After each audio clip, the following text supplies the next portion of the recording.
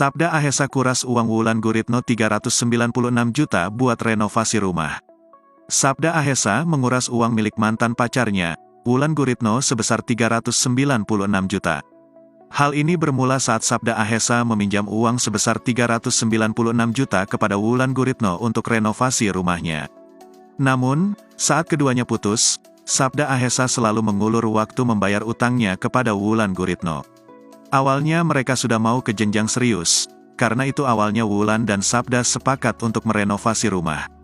Tapi karena suatu hal, mereka putus, ungkap kuasa hukum Wulan Guritno. Setelah putus, Sabda sepakat untuk mengembalikan uang Wulan Guritno. Tapi Sabda minta waktu terus, dan akhirnya Wulan sebel karena Sabda terus berjanji, bebernya.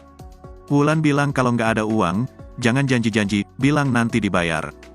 Imbas kejadian tersebut, Wulan Guritno tak tinggal diam dan kini melaporkan Sabda Ahesa.